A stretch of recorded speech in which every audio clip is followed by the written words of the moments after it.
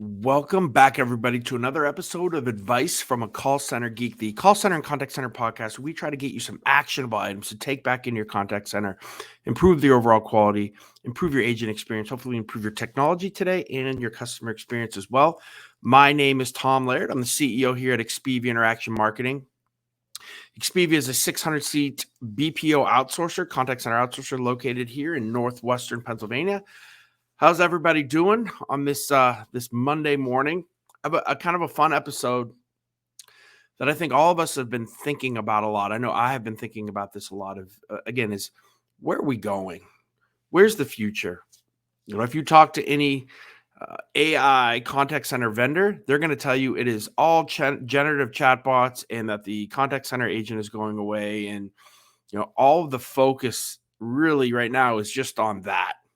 Right. When I think that there's just so much more to how AI can impact the contact center, impact the tools that we are currently utilizing, um, and just make the experience different and better while still having that kind of that human element to it. I think there's going to be some companies that are just going to try to go, all AI, all generative, and and see how that goes. But I think that the people and the companies that are really going to have success with this are going to look at some of the tools that we're going to talk about today and see how AI is changing them, evolving them, how they can be so much better. And let's look at kind of what my thought is maybe for the next 5 years out, right? So something that is relatively close, but talking about the IVR, talking about agent assist, talking about call routing, workforce management, workforce intelligence, training.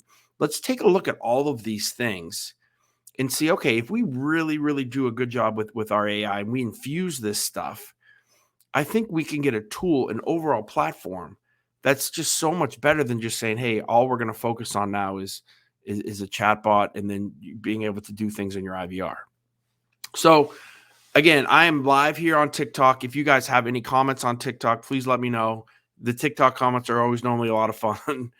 And then I'm also live here on LinkedIn. If you guys have anything that you want to add, we'll do this as kind of an AMA. So any questions that I have as you guys go, if it's relevant to the conversation and I think it adds value, I will add that as well. Okay, I got no. Thank you. Is that better? Can you guys hear me now on TikTok? All right, I appreciate you. Thanks, guys. That would have sucked if I went the whole way through and you guys couldn't hear me. My guy went dead, so I appreciate that. Thank you. All right, so let's start with this. And again, these are the kind of the 11 things. I have a list here of the IVR, agent assist, call routing, advanced analytics, workforce management, workforce intelligence, AI for self-service, for training, language processing, augmented reality, virtual reality, and blockchain. I know that's a huge list, but let's just kind of skim over some of this stuff too. And then if there's something that's more interesting that you guys want to talk about, I can get deeper into it. All right. Let's talk about the future of agent assist. Now, if you guys don't really know what that is, agent assist is where currently you could be on a call with me and real-time transcription is happening. So all the words that you are saying and I'm saying are being transcribed. And AI is then looking at this conversation and prompting the agent to do certain things, right? Hey, look for closing signals here. Hey, make sure that you're not talking over the customer, right? Prompting them like a supervisor, assisting that agent. And this is evolving really, really fast. I've had my friends at Balto on, Level AI have come on, but a lot of different organizations have come on to talk about agent assist. But I kind of like the thought process of really evolving this almost to having a digital twin, right? Where your most effective agents. So let's say you have 10,000 agents. You take your top 5 agents, and AI can look at how they are solving problems. What are some of the things that they're talking about? What are they asking? Right? And this digital twin, right, that kind of sits with you instead of just kind of looking at words and trying to put things together. But looking at words, put things together, but then take a full analysis of who the best 5 agents are, find out how they work through AI, and then, again, make all of your agents like your top 5. So I think that's really cool. That's something that I think can be relatively done in a quick kind of way. I know the AI is really evolving in that space, and I think that that's something that you're going to see, from that standpoint. Call routing is fascinating to me. Um, I just think that it's so interesting, guys. I'm gonna just get through this, and then if you guys want to join the live, I have no problem. But let me get through some of this stuff, and then please, please, please, let's join and let's have that conversation. Call routing again for me is fascinating because I think it's evolving right now. Like we are utilizing a ton of data sources to route calls, right? So if you have your CRM, a call comes in looking at specific pieces of data within your CRM, which makes that go to certain um, a certain specific agent, or moving you up and down a queue based on if you're a VIP type customer, those kind of things. So call routing, I think, is really cool. But I think getting into biometrics, right? Getting into your voice tone in the IVR, understanding who's irritated, who's not irritated, looking at tone, right? Instead of just kind of saying, press one and go to the next available agent, right? There's so many, ways that AI can be utilized, from a tone, from a voice, from looking at all of your previous interactions with us, right? Or with this company, or maybe not even with us, but maybe what you're looking at on social media too, right? AI can go paint a huge picture of you, and then be able to route calls in a specific way. I think you're going to see that is evolving again extremely rapidly as well, and that's something that I think will be changing, because call routing can't just stay where it's at with most companies of next available person in line. There's just so much more data that we have now to be able to make really good and better decisions with I don't want to say who to give service to, but who to prioritize, maybe different things to, right? If this is the third time you called in, you're super frustrated, why should you have to wait in line? You can move up to the top. Some things like that I think are kind of basic, but you can see how that can get, pretty advanced as well. Advanced analytics. You guys who have followed the podcast know I'm a huge analytics guy. And analytics right now is a reactive process, right? It looks at past interactions, what customers have said, and then we kind of, as an analyst, make decisions on what are the trending keywords, what is the sentiment. You're using all of this data, right? So the evolution of this is I think obvious. I mean, maybe not for everybody, but I think it seems obvious to me, right? The next thing that we're going to see is prompting, right? No more the bubbles, right? That have been kind of the industry average. It's prompting for questions. So, hey, what are the top 10 things, top negative things that were said about this product yesterday? What are the top 5 things that marketing can take back to improve the packaging of our product? All these different types of things, right? So instead of just looking and trying to find these things, to actually ask it and have AI go quote unquote think for you. And then the next step of that is not only thinking for you, but prompting you and telling you what's going on without you having to prompt, right? Just, hey, this is what happened yesterday here. I know you guys are interested in this, and then telling you how to fix it, right? We have to get our average handle time down by 35 seconds. I think that will have a huge impact in the sentiment. And we have these 3 agents that are struggling to maintain call control. Here's 3 different things that we want to send to them from a training standpoint that we've created, that AI's created. Right? So to have kind of this full package of analytics where it's not only telling you what's going on, but giving you real world ideas of how to fix it, right? That's super powerful. And I think what I've seen from some of the CCAS players of where things are going, if you saw Barack, the CEO of Nice CX1, if you saw his keynote, right, this is a lot of stuff that he was talking about that is being worked on right now, which is really, really, really cool. So I think that's something that you're going to see for sure within the next 5 years, at least the us being able to prompt and ask questions. Workforce management needs to evolve a lot, right? Now, AI has done an absolutely unbelievable job of changing workforce management when it comes to forecasting and doing the modeling, right? It's badass, right? Even compared to where things were like 2 years ago. Things will change. So I think that there's a huge element to that.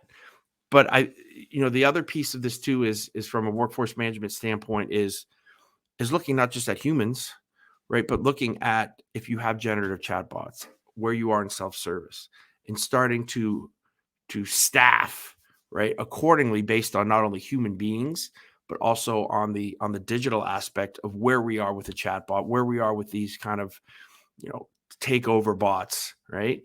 And really mold those things together, I think is something that needs to happen, and something that will happen because we're going to have these other tools, and we can't just say, all right, well, because we have this tool, we're going to take 10% off of our head count. No, let's actually include them in it so we can kind of see, you know, where we are from a staffing standpoint. But these kind of hybrid teams of humans and robots, I think is being thought through in a lot of WFM platforms, and will have an impact here in, you know, in the next, you know, 5 to 6 years. Workforce intelligence is a really cool tool, again, that allows the moving of agent skills without a human being, right? Just looking at business rules based on maybe call queues, those types of things. I still say back in the day, the Avaya Business Advocate was absolutely awesome with this, and it would do predictive wait times. And I think that that's where we're going to get to really next, and get kind of back to that, right? To not just say, okay, if my service level goes to 79, to bring agents in, but to look into the IVR, right? To look into what type of chatbots are happening, and where they are in the process, and what percentage of those go to a live agent. To look at all of that, right?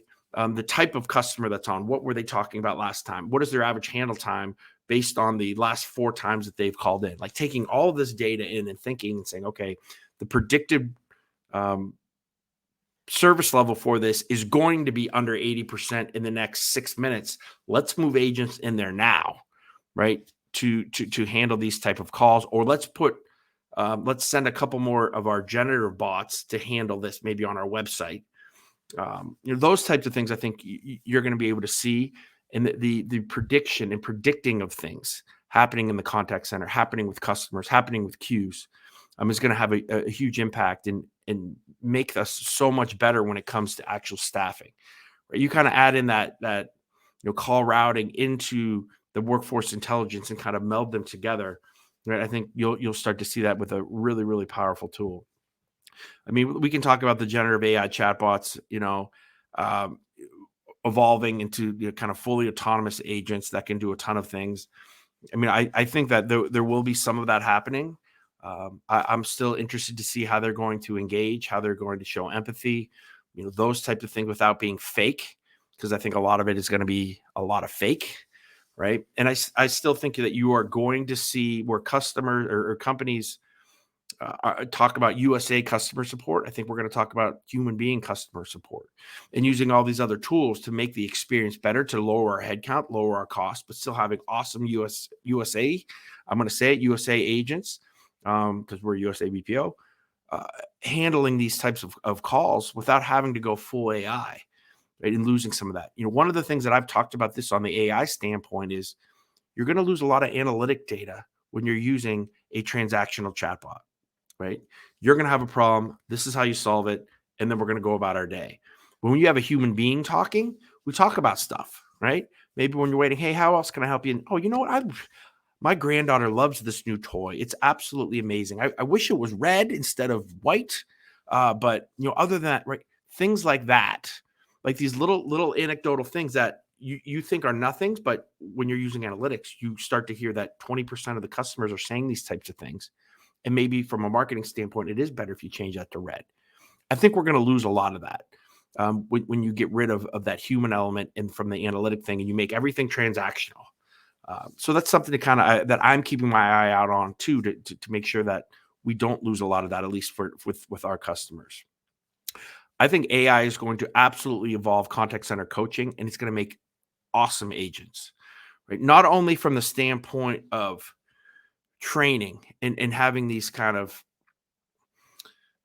modeling, right? Where we can kind of really role play with a AI person or customer, or flip it around and have them be the agent and have us be the customer. But I think from an agent assist standpoint, right, that's going to evolve as well into kind of real-time coaching. And we can say we kind of have that now, but I'm talking, you know, really looking at after every single call, hey, your tone was a little fast. or the speed of your call was a little fast. Hey, you talked over the customer a couple times. Let's make sure that we're looking at this. And again, you're not going to flood the agent with all this stuff, but maybe at the end of the shift or anytime that the agent wants to have a little bit of feedback, we can be constantly giving them these types of things. And then not only that, but sending them the training. Like, how do you get better with that? And having that all evolve maybe specifically right for them. Like, okay, Janie, here's the things that I heard on these 3 calls, having the AI do this. At this segment right here, if you would have just listened for her closing signal, she wanted to sell you, right? Getting really deep into the training aspect, I think, is something that we haven't talked enough about because nobody cares about it because we're trying to get rid of agents, right? The AI of today is trying to get rid of agents. We're not trying to improve agents. And again, there's so much opportunity, I think, for those that are looking to improve agents, to make them really good, to make them um, quicker, right? To get really to the point, to make the experience better, I think is an unsung thing right now in the industry, and I don't see anybody really working on it. But something that I think we'll start to see in the next 5 years. Language processing for calls is going to happen quicker than 5 years, right? So if you're a Spanish speaking customer, I'm an English speaking, to have no lag in our conversation, and anything that you say comes to me in English, anything I say to you comes in Spanish, and we can do that for all the languages, right? So I think this is a huge boon for the USA contact centers, right? So many times you went to Europe, in the Middle East, because the languages are so amazing, right? There's so much difference in every country. It has the ability to speak so many different languages. We're kind of stubborn here in the States, and we speak English, and then if you're lucky, you speak Spanish too. But I think this will really be able to then have USA centers be able to handle any calls anywhere in the world, which I think will have a huge impact in what I do from a BPO standpoint, and what a lot of USA contact centers are too. Augmented reality and virtual reality is in the metaverse has been a joke, and I've been probably its biggest advocate, and it's been kind of just jammed in my face because it's been very difficult. I still think it's coming much slower than I initially thought. I was wrong on kind of how quickly I think that this thing was going to evolve, but there's with Apple coming out with their new goggles again. I know they're $3,000 or $3,500. They're crazy expensive. So there's not going to be a lot of people that are just going to, kind of do, but they're looking at a cheaper. They're saying that within the next 2 years, they'll have a cheaper version out that will even be better than what they have now. To start to look at, having office meetings that way, right? Having the Zoom meeting and this things that we're doing online be gone. Even right now, like we could be having a virtual reality podcast where you guys could be sitting there with avatars, and I'm just basically talking, and you guys are asking questions, and we're having a conversation back and forth. That's coming. That's going to happen. Right. And I think that can have the biggest impact in the contact center, right? When it comes to having the human element. And maybe you could have an avatar that has AI that does that too. But I think virtual reality in the metaverse, we're sleeping on. Don't tell that to Mark Zuckerberg, because he slept on that pretty hard. And I know he's taking a beating for it. But I think it's just a little early. But that thing's coming. That thing's coming as well. And I'm almost most excited about that. And kind of the last thing I wanted to talk about too is the blockchain. Um, we still have huge security breaches. Data is not secure. How we've not figured out to implement the CRM with blockchain technology to really lock down our customer data is really beyond me. I think that you're going to really see this happening with when you go to voice authentication tied into the blockchain, where it's only going to release certain things if you can hear it, and the blockchain is going to kind of quote unquote be smart.